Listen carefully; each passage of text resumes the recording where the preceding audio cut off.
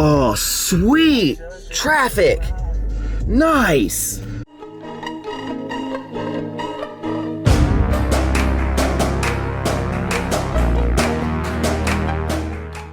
So I'm here at my local Brooks Brothers to exchange a shirt. I bought 2 a while ago, and I thought, see, I like having the buttons right here, because if you don't have the buttons, sometimes the collar can kind of flare out, unless it has like collar stays or something. I prefer the button, and I bought one that didn't have a button, but I brought it back in to exchange it for one that does have a button. If you guys ever want to snag up Brooks Brothers, the one that I'd recommend is their red fleece line. It is very slim fitting. Probably one of the best slim fits I've fit on my slim body. I almost was gonna grab this one, but I have a lot of like large checkered print, so I wanted something a little smaller. And then I need to buy some more like solid prints, maybe like that yellow or something. But red fleece, Brooks Brothers, it's good. I exchange a shirt. I'm gonna save this for when I do like a little fashion haul thing on my fashion channel. Fashion. Now I'm gonna go get some Chipotle because hungry. Ooh. You know who loves coupons? Me. To update you guys, because I'm not a douche. He said, you know, earlier in my lifting career or whatever, in a douchier time or something like that, I would do that. You know, that has nothing to do with you being a douche, you know? So, this guy, Ursus Performance, and again, I'm not attacking this guy, I just want to address this. So he made a comment in my video, said that, you know, he had a rebuttal to what I said about, in my last video where I said I used to take my shirt off, and it was in my douchier days, and I'm not like that anymore. And he kind of took it as, and a lot of people may have taken it as, that I think that if you show off your physique, and if you take off your shirt, then you are a douche. That is not at all what I meant, nor what I said, I believe. What I said was, I was a douche back then, and I did take my shirt off to flex and to show off, and that, in my interpretation, was very douchey of me. Like, example, you know, I'd be, you know, wiping my forehead off, in the gym and like flexing my abs in the mirror. I was doing that. If I was at a pool, I'd like, you know, walk to the bathroom and like, you know, flex my abs and like walk around the pool and like put my chest up. Like, that's the things that I would do. I would try to show off. I would try to get people to look at me, you know, get people to be impressed by how ripped I am. It wasn't like, hey, this is the hard work I've put in. This is the photo, you know, I'm putting up to because I'm proud of it, or I'm helping people or showing. It wasn't that. I didn't have that aspect. So in no way, shape, or form do I think showing off your physique, updating physiques, you know, putting on social media is in any way douchey. I said that I personally was doing it in a douchey way, and I've changed a little bit. So again, a lot of stuff I say in videos can get interpreted wrong. So if you ever disagree with something I say, definitely leave a comment about it, but also just maybe think, you know, did he mean it the way that I think he did? Because it's a good possibility that I just said it and it can be interpreted different ways. So I'll try to do a little better job of maybe thinking about what I say before I say it, but sometimes I just potato out and I say things and then, you know, this happens. But yeah, I was just douchey back in the day. You guys are not. You get it. You get it. Ooh, I have been waiting for this day.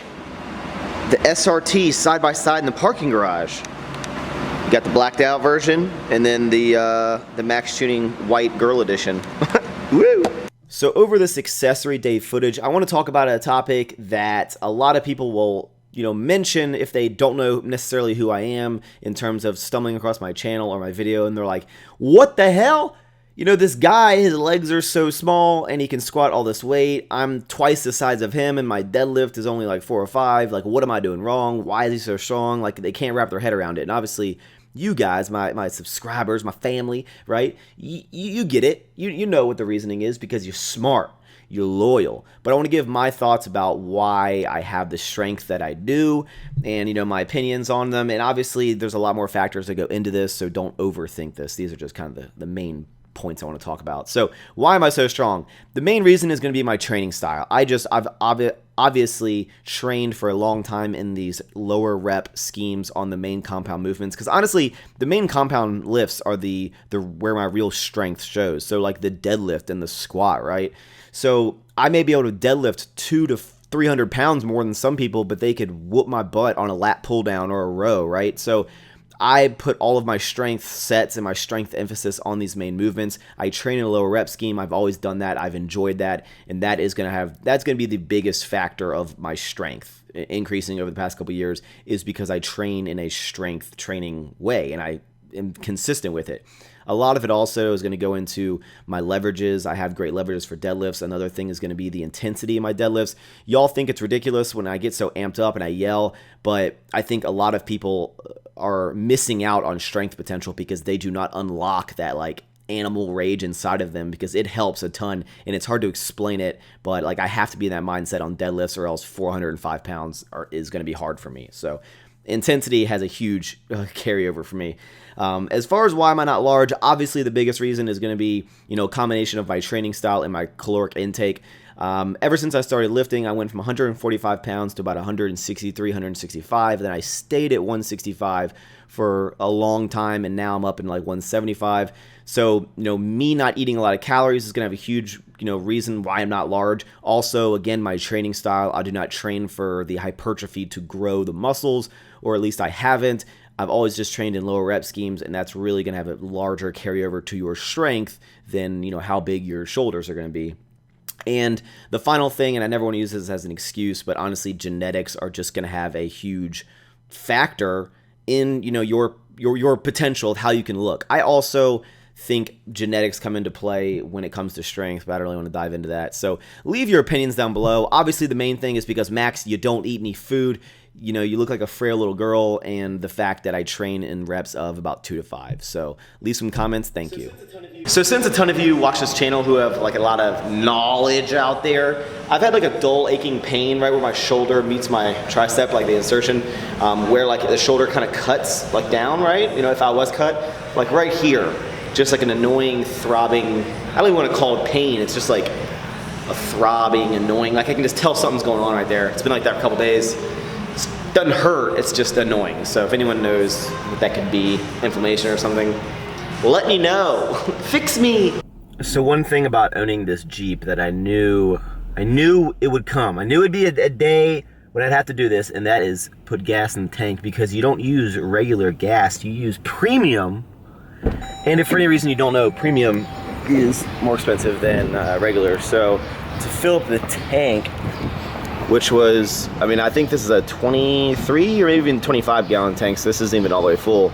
$60 because premium gas is like $2.89. Also, I thought this was missing a gas cap, but apparently it's a capless design. I don't like it. Also, if you're wondering about the gas mileage on this, because it is a V8, I think I average right under 16 miles per gallon, and then my last Jeep, which is a 6-cylinder, averaged like 18. So, little gas mileage drop, more gas costs, higher fun though. So how much can fun cost? About $60 every time you fill up. So I wanted to update you guys on the space that I looked at for the gym and the warehouse, whatever you want to call it, in the video where I pulled the 600 conventional. If you don't know what I'm talking about, go back to that one and you'll see a warehouse space I looked at with some business partners. Anyway, I want to update you guys because I think it's important to take you along in this process. So the next step is we decided that we really, really like the space in terms of what it could offer, the layout, just everything about it. We really liked it. It's the best one we've seen. And spaces are not only hard to come by, it's hard to find one that's good in the Northern Virginia. It's very expensive up here, anywhere from $15 to $18 a square foot, which is very expensive. Very expensive. So anyway, we really like the space, and then the next step in the whole process is basically we tell our real estate agent what we want in terms of price negotiation and what we want fixed or changed about the spot. And there are some things. We deliver that, which is called a letter of intent, to the real estate property management ownership company or whatever, right? And then they will basically say yes to some things or no to some things. And then we go from there. It's a negotiation process. And if all goes well, we'll come to an agreement, both parties, and then we will have a space, and then I will be taking you guys through the entire process. Again, this has been like a year in the making. This space may not work out, who knows, if we can't come to terms, but hopefully it does, and it starts the entire next journey on this channel and just in my life, because it's going to be able to take everything that I'm doing and everything that all of the partners in this business partnership that I'm going in with, it can just make everyone flourish, or at least you hope. It's a risk, right? But I'm willing to put that risk in. I'm ready to take everything to the next level, and I will take you guys along on the whole ride. So keep your fingers crossed and get ready, potentially.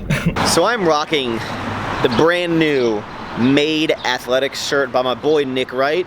It is his new line that I've known about for a long time, and I've been helping him out with any questions that he has had. If you guys don't know, I'm gonna put Nick Wright's channel in my description. If any of you follow me that don't know him, a lot of you should know him, because he's not only an OG on YouTube, he also is like what got me into YouTube. So if there was no Nick, there'd be no me. I'm gonna put his channel in the description, go check it out. But this is his new line, Made.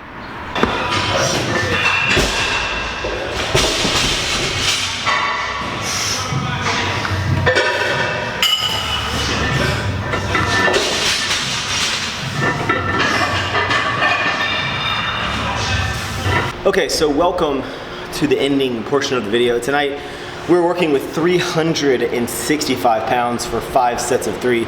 Now again, like I've mentioned previously, when you start a new program, generally linear programs are always gonna start lighter than you're maybe used to, and you have to be okay with not always training in maximal loads, because you don't need to train in 90+% all the time to get stronger, unless that's your specific style of training, like conjugate. I meant to touch on my last video about, do I think that I'm sticking with linear because I did not like conjugate or did not see progress with how I was training? That is not it. I just want to try something different for a while. I only did the linear prep for like 6 weeks, so I'm going to give this whole linear thing, coaching, another like 8 to 12 weeks to see where my strength is at. Because again, because I train for strength, I want to make the most amount of progress possible, and I want to have fun, which usually overrides the progression thing. Again, I mean, if I cared only about progression, I would have stopped lifting, because I can't hit 315 on bench yet. But overall, I'm excited for the next 8 to 12 weeks. I'm gonna take you guys along, see what progress we can make. I have a lot of awesome things coming up. I just got noticed tonight that I might do some traveling as early as like Monday or Tuesday for some projects that I've not even told anyone about, or not on any sort of social media.